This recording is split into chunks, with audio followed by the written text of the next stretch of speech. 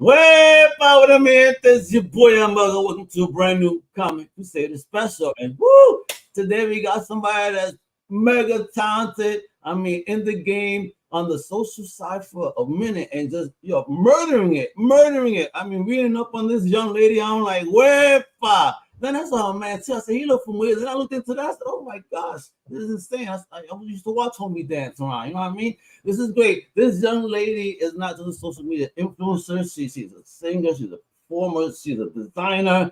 She getting her things done, and she got a dope show out on Crackle right now. Right, season 2 just debuted the other day, son. You gotta watch this or follow me. We're gonna learn all about this show that's popping up on Crackle with the lady herself, the one, the only, the legendary Bethany Mota.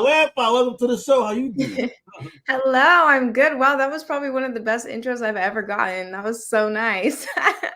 You a boss. You a boss. I seen what you do. I mean, even when I saw you born, I said, damn, 2 years after I graduated. You murdering the game. Why?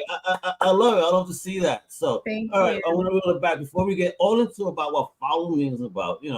I mean, for those that don't know, which would be crazy because based on your numbers, how would they not know? For those that don't know, a little bit about yourself, where you originally from, and my favorite question, this is outside of everything, because this is your nerd side I want to dig into too. What was the first fandom that you ever fell in love with? Oh, wow. Okay, so the first question was where am I from? So I'm Yeah. from Central California, Los Banos, California. It's pretty small, so yeah, I never really had much to do there growing up, which is why I kind of got into YouTube because I was pretty bored. And there weren't Yes. very many options other than like going to Target or going to the movie theater. Um, and your next question was the first fandom that I fell in love with? Yeah. Do you have a nerdy side that you fall in love with something ever? Well, I would say like YouTube before I started, Okay. I was really obsessed with like the other girls doing it at the time, like the other beauty girls and Okay. like lifestyle girls doing it at the time. Before I got on, Michelle Phan, she's like super OG makeup artist, lifestyle vlogger, and I was obsessed with her. So I would say Michelle Phan probably. I was like obsessed, and I think that obsession turned into me wanting to do it myself. So So, all right. So, what was that decision like of that day? The day that Bethany said, "All right, if they could do it, so can I." honestly, I had been thinking about it for a minute. Like, I was filming all of these trial videos. Like, I would like film myself in my room talking about makeup or just talking to the camera and would never post it. But it was just like for fun, just for me, just to like get the vibe of it, just like try it out. And then one day I was like, I think I'm just gonna do it. Like, because I found myself having ideas that I didn't see posted. Like, I started to have ideas that I saw other people weren't doing. And things were like, oh, they could have done this, or like maybe they should do that. But instead of like writing them and telling them to do it, I was like, what if I just do it myself? So Hmm. I borrowed my parents' old video camera, very bad quality, 144p probably. And I shot my first video, and I at the time didn't really know I was gonna post it. Again, it felt like a trial video because I was very shy growing up, super introverted, very fearful and scared. And so I still told myself like this isn't going up. And Yeah. then I ended up just posting it, and it had no edits, it had no cuts. It was just start to finish. Raw. It was a raw, As raw baby. as it gets, you could see me Uh, turning on the camera and turning it off. It was a straight shot, Thank a one you. Okay, shot, wait. honestly. So that's where it all started, and that was my first video, and I was 13 at the time. Wow, at 13, fire. So, how did that journey at first feel? Was it easy? Did you get, positive reactions? And, was there anything that surprised you? What was the first thing actually that surprised you, on that journey? I would say the first thing that surprised me was getting 100 views. Like, I didn't even think anyone would, like, watch it or be able to find it, and I remember after a few days, it hit 100 views. I think a big majority of it was myself, like, looking at it.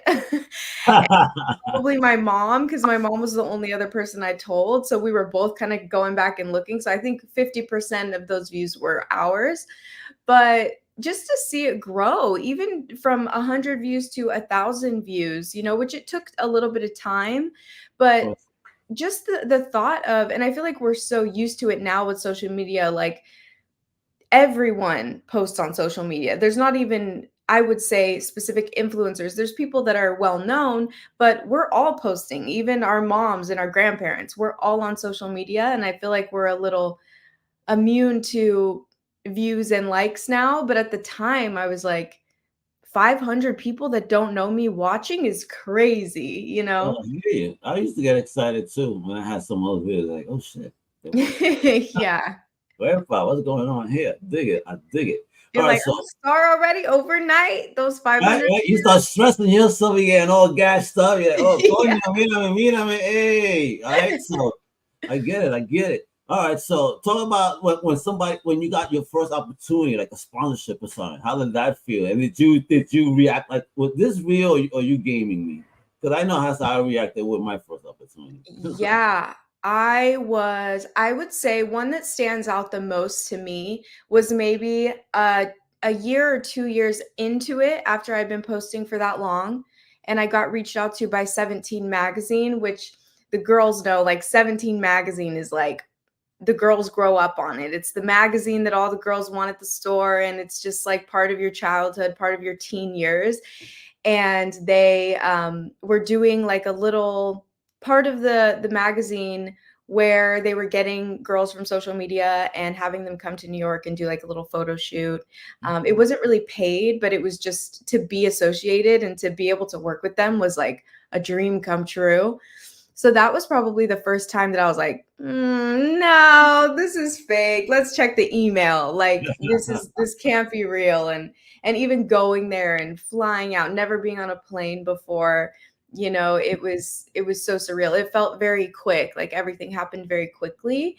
And also being in my teen years, when you're a kid, you can have crazy stuff happening around you and you don't really see it. Like you think Yeah. it's cool, but you don't notice until later, like, whoa, I had no idea, like just How how cool it crazy it really was. was. If Yeah. I knew now what I knew, that I mean, whatever I knew, whatever, I'm good. But you know what I mean? Like that knowledge, if you had it at that time that you have now, would be absolutely insane, right? Like, geez, I was so crazy. Like, I didn't see it.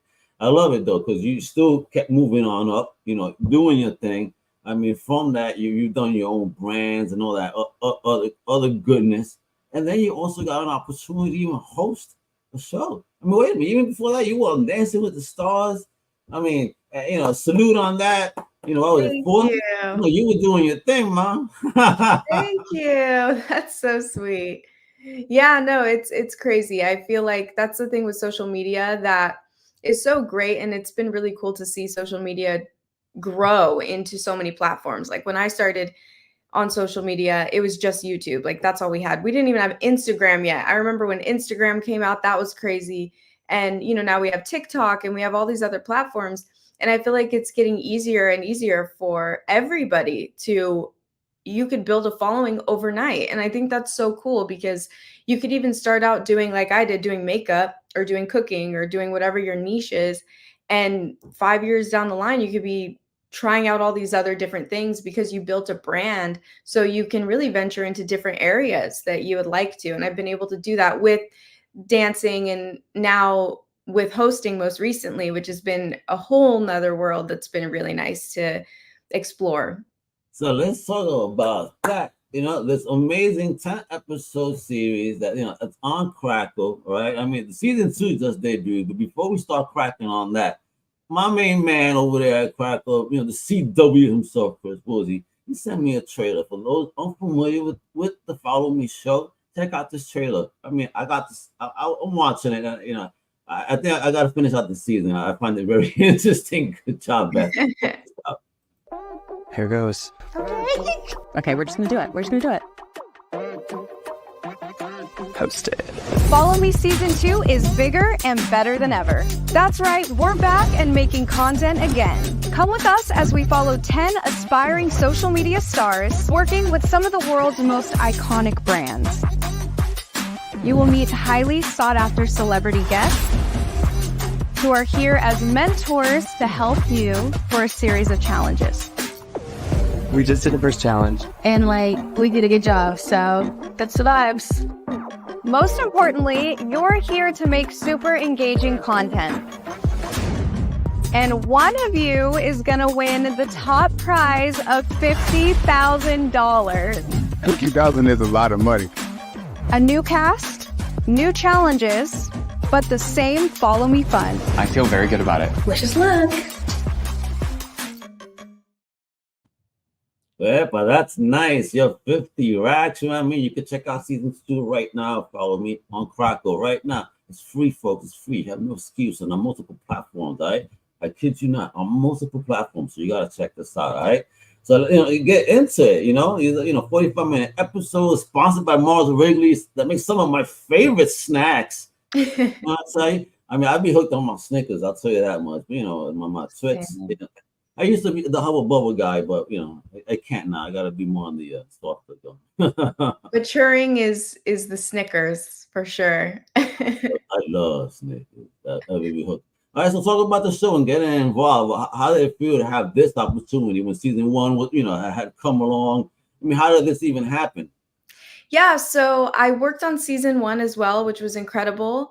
I knew what I was getting into with the show season 1, but I didn't realize just how cool it would be. So that season was incredible.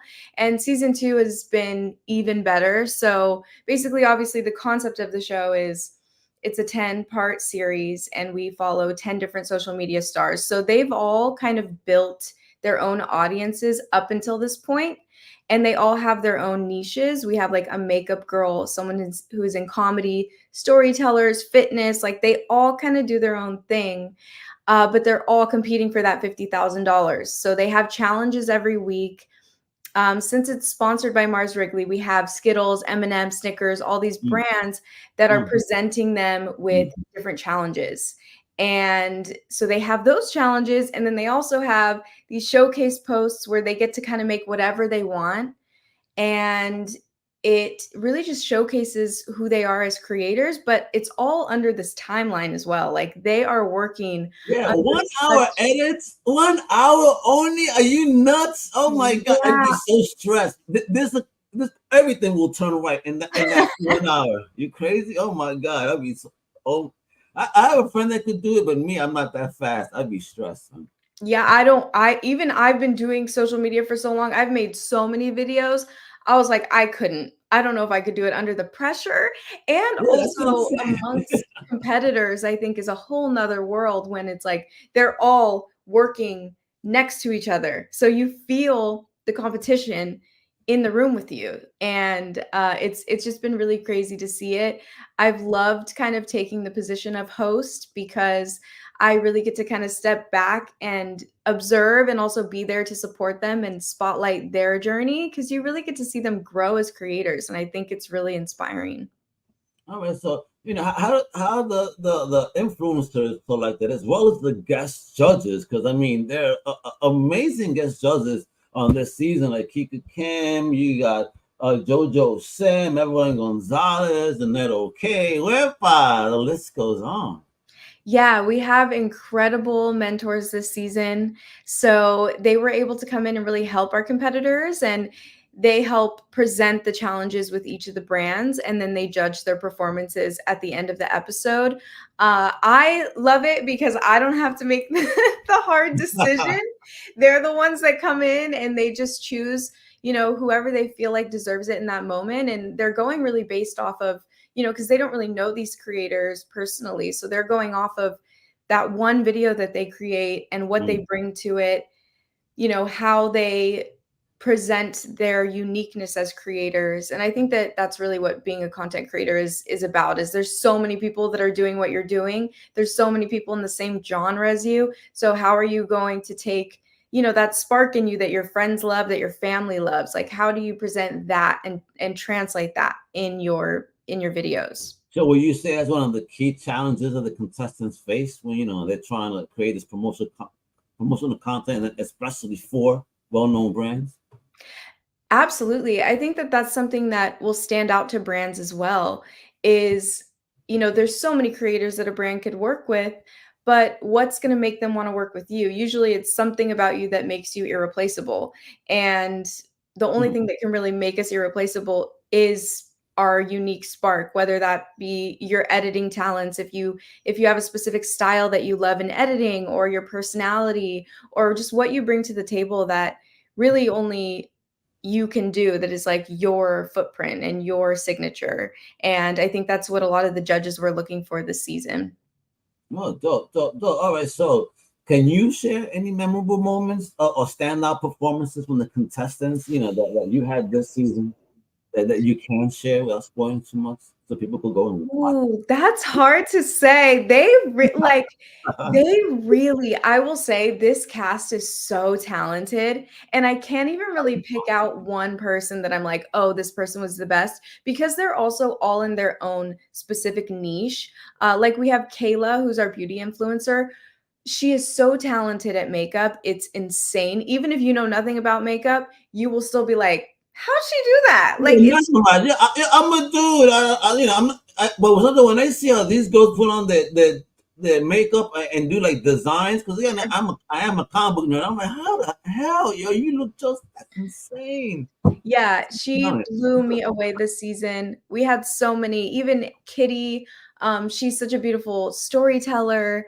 Snitchery this season. She does a lot of cosplay stuff, so you see a lot of that this season. I love the name though, Snitchery. Yeah, It's gangster. they all, I will say, and as it goes, as the season progresses, their videos get more and more impressive. And you just got to watch it. It's so inspiring as an artist and as a content creator. It's pretty cool. Excellent, excellent. So how do you think that Follow Me reflects the current state and the trends of social media? What I love about Follow Me is that it really highlights, I think, the inner psyche of a content creator and kind of the inner world. It is a competition, so it is a little different in that aspect, but it can feel very similar, because sometimes to content creators, it could feel like a competition in general, because there's so many people that are posting constantly, and it can be so oversaturated, and you're all trying to get the eyes of the audience. And so who's going to get the eyes? And I think what I do love about the show is there's a real heart to it, that at the end of the day, it's not so much about how many views you can get, but it's about the community that you can build and the community that you have and what you do with it, how you nurture it, and more about giving. I think in this competition, you really see that even based on the judgments that the judges make, it's not based on how many views or likes it got. It's based on what the video did for them and the effort that the creator put into it. And I think that's all you can do as a creator, is what can I give? Not like, what am I going to get out of this? How many views am I going to get? How many comments am I going to get? It's what can I serve and what can I give to the audience? Even if it's a stupid video, like if it made someone laugh, you just did so much. Like you did so much right there. So I think that's really what the show is about, is, at least for me, I think it's reminding of the hard work of a content creator and what it's really about. Gotcha. And just remind these content creators, because I know this show is a hit and it's going to keep going.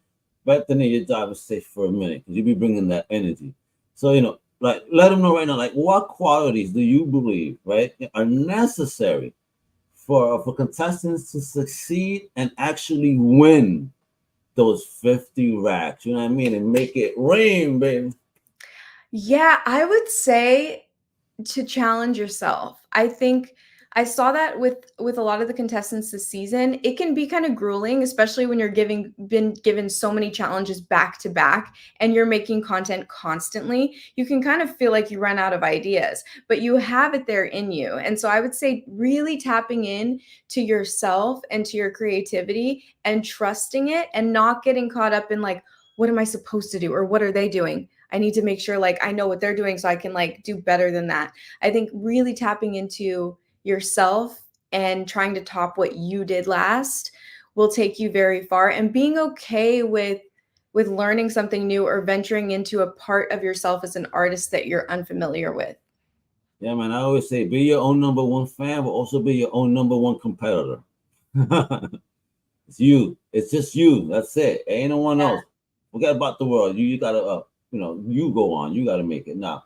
All right. So, how would you say that the different backgrounds and expertise of the guest judges have influenced the contestants' approaches and strategies? I would say with the guest judges, I feel like whenever we'd have a new guest judge come in based on whatever their niche was, it really did have an impact on the content that the creators made, and I feel like it kind of inspired them in different ways each week. So it was really cool to see that because we had, so many different people. Like we had dancers come in, like we had Alan Burson come in this season, Chloe Lucasiak. We had Lost Kings, who are incredible DJs. So we had people from all sorts of worlds. And I think it just kind of, inspired the competitors in a different way each week, which was really cool to see.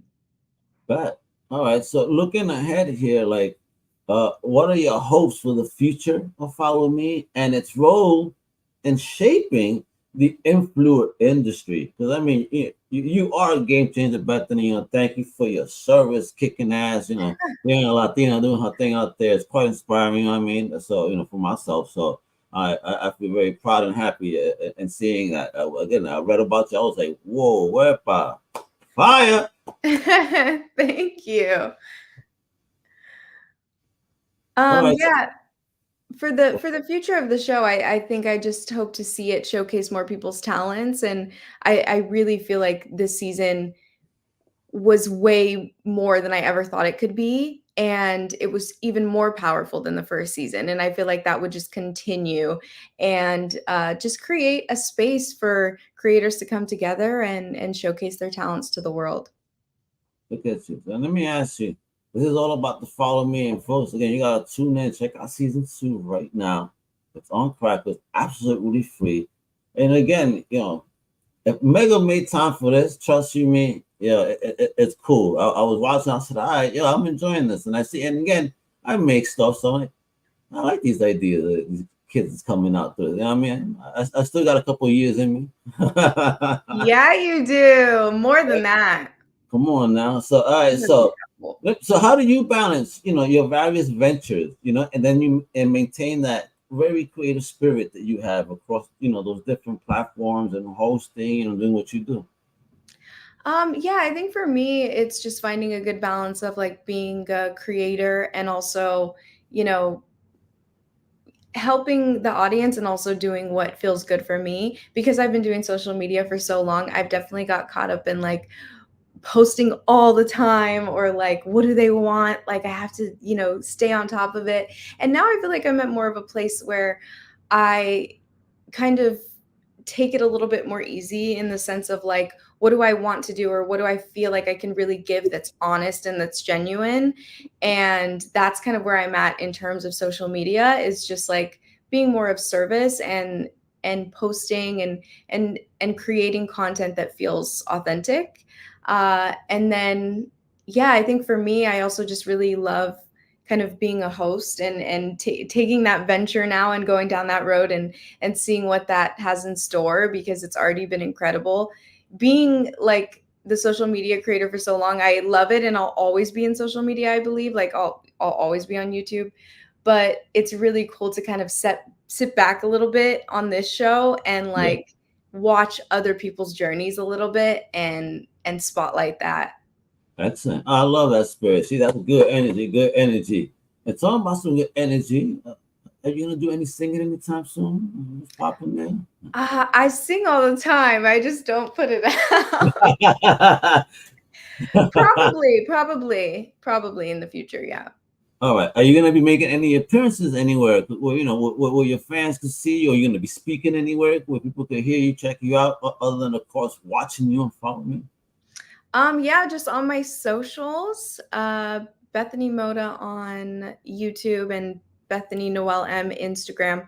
It's It's a long Instagram handle. I've tried to change it. But it should be Bethany Mota on everything else. So Awesome. There you go. I'm been showing this off for folks. This is what's it. And before we go, you know what? CW done did it again. You know what he did? He gave me an exclusive clip that I could show. So big shout out to Chris Woolsey out there, the king of the streamers, like calling him. He a busy man, busy man. All right, check this out. An exclusive clip from Follow Me Season 2.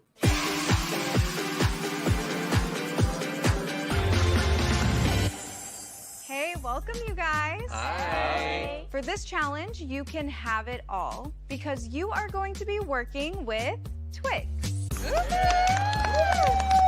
And here to judge this week's challenge is someone who knows what it means to go viral. Jojo Sim is a leading influencer in the content game. Come on over, Jojo. Super excited to be here.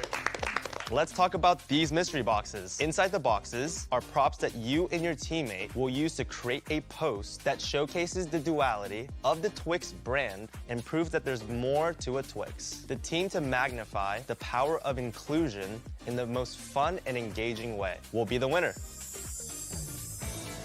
A genie? Oh my god. Hello? Oh my god. Oh my god, that's so Basket. It's so excited to hear your weird idea. Well, I don't. Like instead of a human, it's actually a chicken. And we're using like these things, and we're like, As phones? yeah. Oh, and that's then so cute. Cute. you are hoarding our Twix. The chicken! The team that has won this challenge is...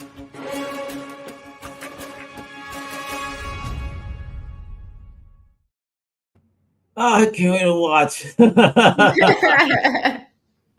I want to see what they came up with, man. That's all those Twix, man. I'll be opening, tearing them all up. it was a challenge for me. That was my challenge every day on set. It was like they just had so much candy everywhere, and it looks really? so cute the way they'd set it up. I'm like, just staring at it.